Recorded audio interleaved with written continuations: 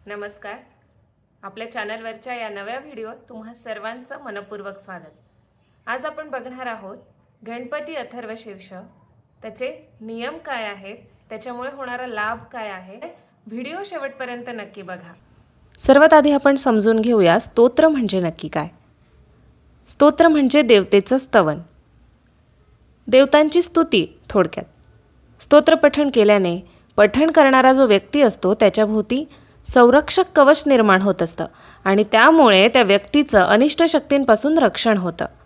ज्यावेळी ठराविक लयीत आपण एखादं स्तोत्र म्हणतो त्यावेळी त्या स्तोत्रातून एक विशिष्ट शक्ती निर्माण होते आणि चैतन्यदायी असं वातावरणही निर्माण होतं. त्यामुळे स्तोत्र कायम एका विशिष्ट सुरात, तालात, लयीत म्हणणं आवश्यक आहे.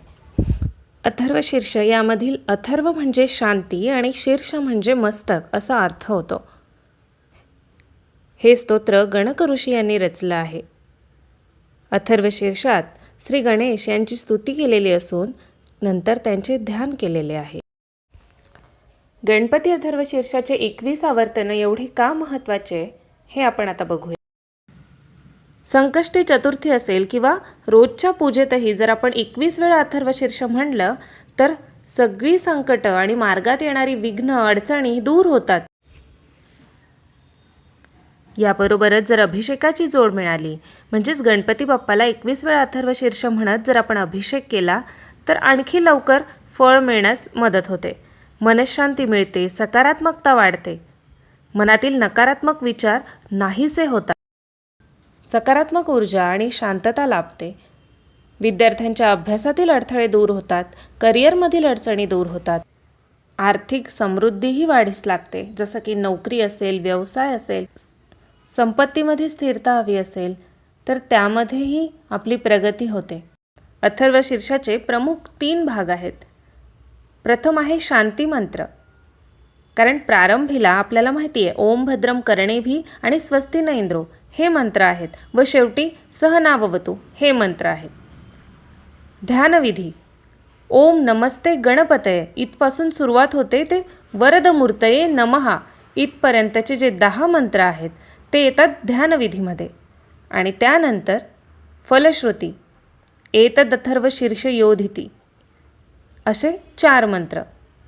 तर अशा प्रकारे अथर्वशीर्षाचे 3 भाग पडतात.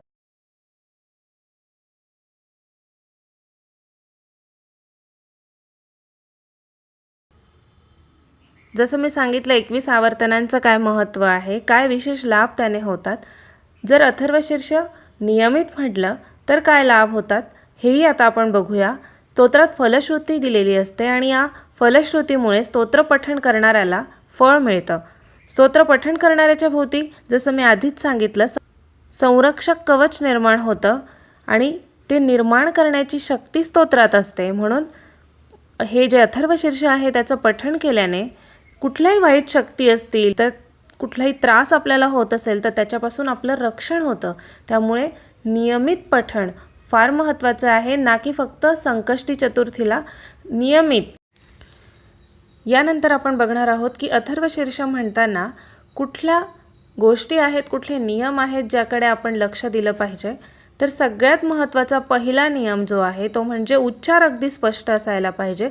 कुठलंही स्तोत्र घ्या तुम्ही, कुठलंही पठण तुम्ही करत असाल कुठल्याही स्तोत्राचं, तर सर्वात महत्त्वाची गोष्ट जी असते पहिली ती म्हणजे उच्चार तुमचे स्पष्ट असले पाहिजेत. काहीही चुकीचं म्हणलं गेलं नाही पाहिजे आपल्याकडून. त्यानंतरचा दुसरा नियम जो आहे अथर्वशीर्षाच्या बाबतीतला तो म्हणजे जेव्हा आपण अधिक आवर्तनं करतो, अधिक वेळा आपल्याला जर स्तोत्र म्हणायचं आहे तर तेव्हा वरदमूर्तये नमः इथपर्यंत आपण ते म्हणावं. त्याच्या पुढे जी फलश्रुती आहे ती शेवटच्या आवर्तनानंतर म्हणायची. त्याप्रमाणेच शांती मंत्र प्रत्येक पाठापूर्वी न म्हणतात प्रारंभी एकदा म्हणायचा आणि मग त्यानंतर सुरुवात करायची. तिसरा जो नियम आहे तो म्हणजे या स्तोत्राच्या 21 आवृत्ती म्हणजे एक अभिषेक असतो, हे आपण लक्षात ठेवलं पाहिजे. चौथा नियम पाठीला बाक येईल असं बसायचं नाही आहे, ताठ बसायचं आहे. म्हणण्यापूर्वी नमस्कार करायचा आहे गुरूंना किंवा आपले आईवडील असतील त्यांना.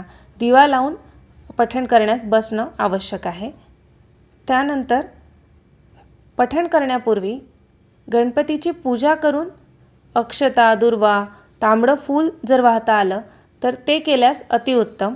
पूजा करता जर नाही आली तर निदान श्री गणपतींचं ध्यान करायचं 1 मिनिट आणि नमस्कार करायचा आहे, मनपूर्वक स्मरण करायचं आहे आणि मग पठण करण्यास सुरुवात करायची आहे.